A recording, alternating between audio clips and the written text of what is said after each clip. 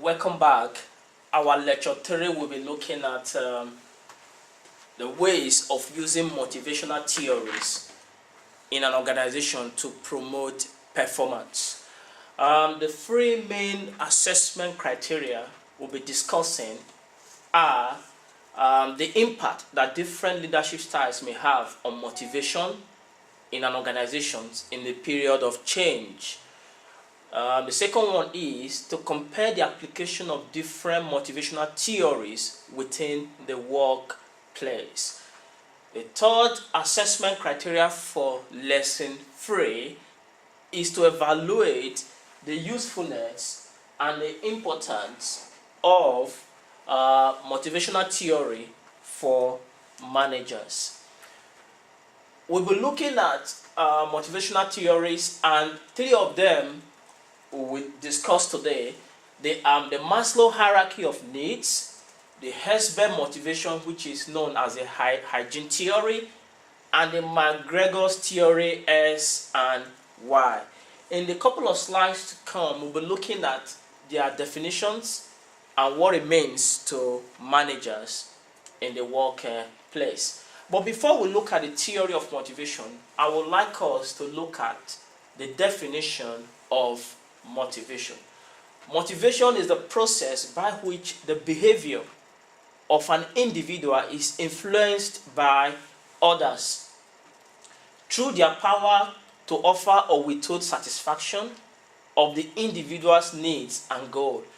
This definition was taken from the Student Handbook 2010.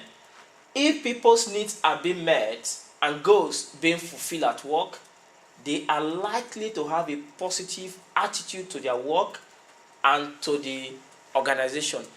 Therefore, employees tend to contribute more if they are happy with the conditions of service. The next slide we'll be looking at the theories, and the first one there is the Maslow hierarchy of needs. Maslow defined a hierarchy of human needs that stated the lower needs must be met before an individual can strive to meet the higher needs. Let's look at the next slide and put it in a more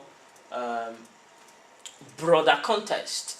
Look at the hierarchy. It simply says if individuals want to achieve success or improve on their performance in an organization, the physiological needs must be met, and it is compulsory. And we call this the basic needs. And they cover the shelter, clothing, water, warm working environment to some of us that work in a very cold country. The second need, which is safety, must be met.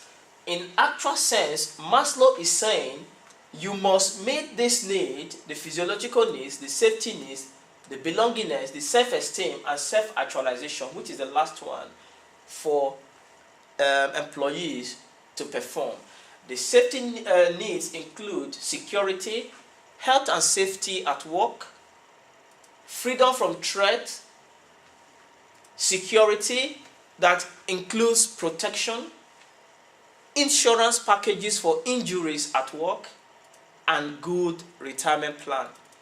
If I work for your organization, am I guaranteed a good retirement plan or not?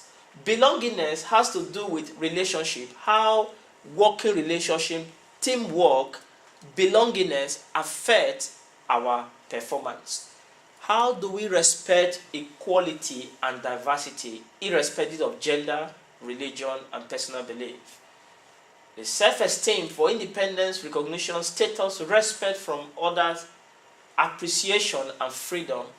And the last part of the Maslow hierarchy of needs is self-actualization, fulfillment of personal potential.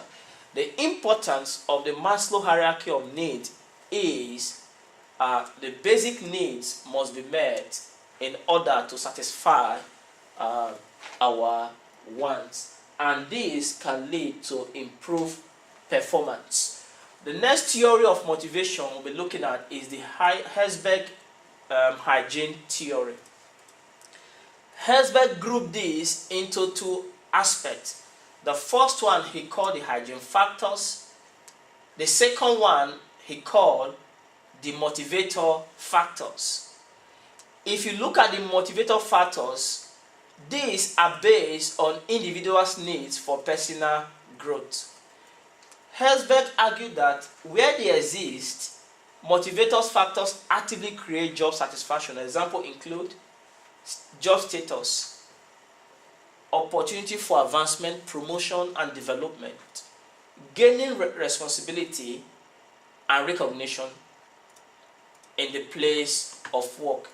Whereas the hygiene factors, where they have strength, it leads to strong demotivators. Okay? Company policy and administration, how good are they? Do we have friendly policies in place? Wages, salaries and other financial remuneration, quality of supervision, quality of relationships and job security, are they available? Where they are absent, your staff are likely to be less motivated to perform their job role. Okay, the hygiene factors create pleasant working environment for employees to be happy at work. If these factors are considered inadequate by employees, then they can cause dissatisfaction at work. We look at the McGregor Theory S and Y. This approach emphasizes the way in which management treats subordinates. Okay, so look at the theory S workers. They don't like working. Theory S workers don't like waking up on time. They do as little as they can and get away with it. They don't like change. They need to be told what to do. They cannot be trusted or relied upon. These theory S workers are part of what we call the trait theory. Okay? It is your duty to ensure you find way out to motivate them to achieve your objectives. Theory Y workers enjoy working. They are very hardworking. They want to see new things happening. They work independently. They work unsupervised. Therefore, you need to create an avenue to keep them challenged and well motivated to succeed in the workplace. The big question is, why is motivation important in the workplace? It creates positive working environment, efficient resource utilization, employee job satisfaction and low employee turnover, which is good for long-term survival of your business, high level of engagement, skill transition. Delegation without constant supervision is always necessary, and that leads to cost reduction as well. Employees can become self-motivated if there are motivational incentives available in your place of work. Motivation and managers, how to apply the strategy. That depends on your place of work. There are loads of motivational strategy. Few of them I have given you on the slide. Identified firstly the cash and non-cash incentives, pay, good pay, increased wage, promotion and job recognition, positive working environment and good relationship among staffs, job satisfaction, holiday scheme, pension scheme, gym memberships, voucher, company cars, less control and leadership skills, continuous professional development. Are you ready to spend some money so that your staff can undergo some short training courses to improve their skills? You need to act as a role model as a manager if you want your workers to succeed. There are no better way of motivating your employees.